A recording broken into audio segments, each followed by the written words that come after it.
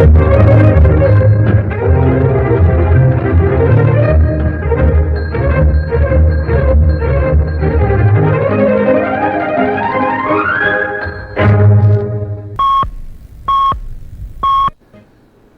کے 10 بجے ہیں۔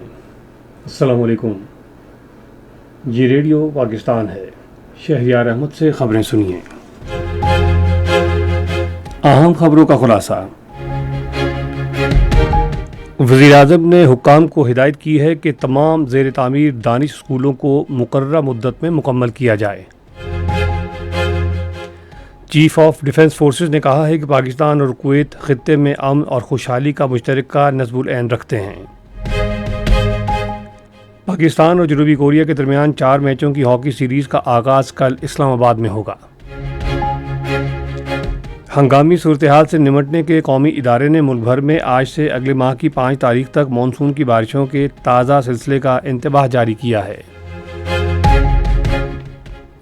اور اب خبریں تفصیل کے ساتھ۔ وزیر اعظم محمد شہباز شریف نے کہا ہے کہ معاشی طور پر پسماندہ خاندانوں کے بچوں کو تعلیم اور ترقی کے مساوی مواقع فراہم کرنا حکومت کی اولین ترجیحات میں شامل ہے۔ وہ آج اسلام آباد میں دانش اتھارٹی بورڈ کے پہلے اجلاس کی صدارت کر رہے تھے۔ وزیر اعظم نے کہا کہ دانش اسکول اسی اصول کے تحت قائم کیے جا رہے ہیں تاکہ پسماندہ پس منظر سے تعلق رکھنے والے مستحق طلباء کو میرٹ کی بنیاد پر داخلہ اور معیاری تعلیم فراہم کی جا سکے۔ انہوں نے حکام کو ہدایت کی کہ زیر تعمیر تمام دانش اسکولوں کا کام مقررہ مدت میں مکمل کیا جائے اور تمام نئے اور جاری کیمپسز میں طلباء کے لیے 100% رہائشی سہولیات کو یقینی بنایا جائے۔ شہباز شریف نے ہدایت کی کہ وزارت انفارمیشن ٹیکنالوجی کے اشتراک سے انفارمیشن ٹیکنالوجی، مصنوعی ذہانت، روبوٹکس اور دیگر ابھرتی ہوئی ٹیکنالوجیز کو دانش اسکولوں کے نصاب کا لازمی حصہ بنایا جائے۔ انہوں نے نصاب میں پروجیکٹ اور مہارت پر مبنی اور شخصیت سازی کے کورسز شامل کرنے کی بھی ہدایت کی۔ اجلاس کو بتایا گیا کہ ملک بھر میں 29 دانش اسکول قائم کرنے کی تجویز دی گئی، جن میں سے 15 کی منظوری دی جا چکی ہے اور 13 پر کام جاری ہے، جبکہ اسلام آباد کے علاقے کوری میں واقع دانش اسکول میں کلاسوں کا آغاز بھی ہو چکا ہے۔ کویت کے وزیر خارجہ شیخ جرح جابر الاحمد الصباح نے آج راولپنڈی میں جنرل ہیڈ کوارٹرز کا دورہ کیا اور چیف آف آرمی اسٹاف اور chief of defence forces field marshal Syed Asim Munir سے ملاقات کی۔ اس موقع پر پاکستان میں تعینات کویت کے سفیر ناصر عبد الرحمن جیال الوتیری بھی ان کے ہمراہ تھے۔ ملاقات کے دوران باہمی دلچسپی کے امور، علاقائی سلامتی اور دو طرفہ تعاون کو مزید مستحکم کرنے کے اقدامات پر تبادلہ خیال کیا گیا۔ فیلڈ مارشل سید عاصم منیر نے کویت کے ساتھ پاکستان کے عزم کا اعادہ کیا اور اس بات پر زور دیا کہ دونوں ممالک علاقائی امن اور خوشحالی کے حوالے سے مشترکہ ویژن رکھتے ہیں۔ Commander national strategic command general Syed Amir Raza نے آج اسلام آباد میں نیول ہیڈ کوارٹرز میں پاک بحریہ کے سربراہ ایڈمرل نوید اشرف اور ایئر ہیڈ کوارٹرز میں پاک فضائیہ کے سربراہ air chief marshal Zaheer Ahmed Babar Sidhu سے ملاقات کی۔ فوج کے شعبہ تعلقات عامہ کے مطابق پاک بحریہ کے سربراہ اور پاک فضائیہ کے سربراہ نے جنرل سید عامر رضا کو نیشنل اسٹریٹجک کمانڈ کے پہلے کمانڈر کا عہدہ سنبھالنے پر مبارکباد دی۔ ملاقاتوں کے دوران پیشہ ورانہ دلچسپی کے امور پر بھی تبادلہ خیال کیا گیا۔ پاکستان اور آذربائیجان نے دونوں برادر ممالک کے درمیان دیرینہ دوستی اور تعاون کو مزید مضبوط بنانے کے عزم کا اعادہ کیا ہے۔ اس عزم کا اظہار پاکستان میں آذربائیجان کے سفیر خضر فرہادوف کی آج اسلام آباد میں وزیر قانون و انصاف سینیٹر اعظم نذیر تالر سے الوداعی ملاقات کے دوران کیا گیا۔ ملاقات کے دوران وفاقی وزیر نے آذری سفیر فرہادوف کے اپنے سفارتی دور میں پاکستان اور آذربائیجان کے درمیان تاریخی تعلقات کو گہرا کرنے میں گراں قدر خدمات کو سراہا۔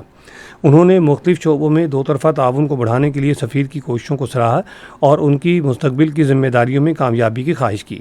دونوں فریقوں نے باہمی دلچسپی کے شعبوں میں تعاون کو مزید وسعت دینے کے عزم کا اعادہ کیا۔ خاتون اول بی بی آصفہ بھٹو زرداری نے فالج کے علاج کی خصوصی سہولیات کو بہتر بنانے کے لیے جناح پوسٹ گریجویٹ میڈیکل سینٹر میں سندھ کے پہلے سرکاری جامع اسٹروک سینٹر کے قیام کے لیے مکمل حمایت کا اظہار کیا ہے۔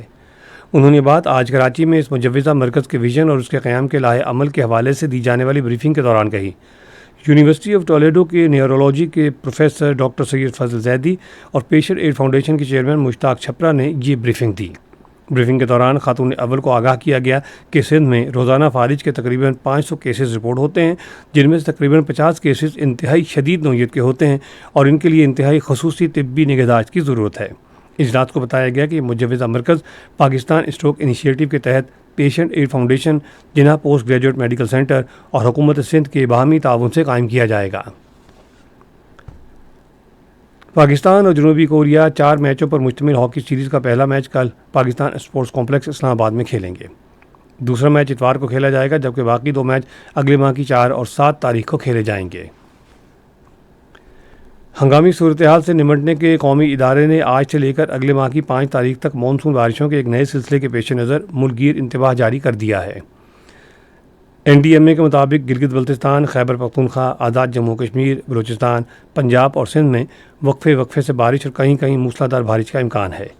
ادارے نے خبردار کیا ہے کہ ان بارشوں کے باعث بڑے دریاؤں میں پانی کے بہاؤ میں نمایاں اضافہ ہو سکتا ہے اور پہاڑی نالوں، موسمی ندی نالوں اور شہری علاقوں میں اچانک سیلاب کا خطرہ پیدا ہو سکتا ہے۔ NDMA نے کہا ہے کہ دریا چناب اور اس سے ملحقہ نالوں میں پانی کا بہاؤ درمیانے سے اونچے درجے کا متوقع ہے، جبکہ منگلا ڈیم کے قریب دریا جہلم کے بالائی علاقوں میں پانی کا بہاؤ درمیانے درجے رہنے کا امکان ہے۔ خبریں ختم ہوئیں۔ مزید خبروں کی تصدیق کے لیے آئیے ہماری ویب سائٹ پر radio.gov.pk اور فیس بک کے link radio Pakistan news official پر براہ راست ویڈیو اسٹریمنگ بھی ملاحظہ کیجیے۔